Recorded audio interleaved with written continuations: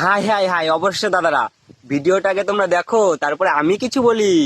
হায় হায় হায় হায়, এটা কি হয়ে গেল? শ্রীলঙ্কার কাছে 32 রানে হেরে গেল টিম ইন্ডিয়া। আরে ভাই, এটা কেমনে সম্ভব? এটা কি স্বপ্ন দেখতেছি আমি? এটা কি করলো ভাই? শ্রীলঙ্কার একটা বোলার ব্যান্ডার ফাইনা ব্যান্ডার সাই জানি একাই 6 উইকেট নিয়ে নিল, নিয়ে টিম ইন্ডিয়াকে বধ করে দিল। হায় হায় হায় হায় হায়, এটা কি হয়ে গেল ভাই? হাই হাই হাই, অবশ্যই দাদারা, এটা বাস্তব, এটা কোনো স্বপ্ন না দাদা। ইন্ডিয়া হেরে গেছে শ্রীলঙ্কার কাছে 32 রানে। এটা কোনো স্বপ্ন না, এটা বাস্তব দাদা।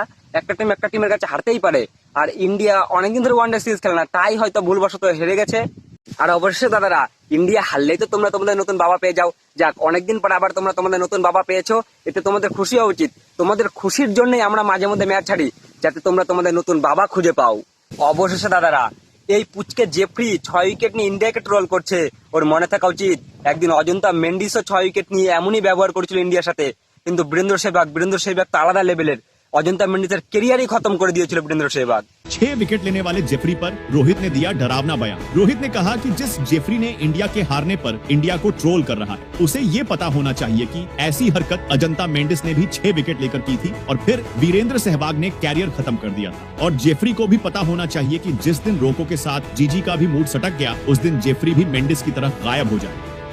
সেই জন্যই তো আমাদের রোহিত ভাই বলেছে, এই জেফ্রিকেও ধ্বংস করে দিবে যদি ইন্ডিয়ার প্লেয়ারদের মাথা গরম হয়ে যায় না। এই জেফ্রি ফেফরি কাউকে চিনবে না, ইন্ডিয়ার প্লেয়ার একটা লেজেন্ড, কাউকে ছাড়া না। অজন্তা মেন্ডিসের মতো একেও শেষ করে দেবে, এর কেরিয়ারও ধ্বংস করে দেবে। আর অবশ্যই দাদারা, আমার দীর্ঘ বিশ্বাস, আজকে থার্ড ওডিআই লাস্ট ওডিআই দুটোর মধ্যে একটা ড্র করেছে আর একটা হেরেছে।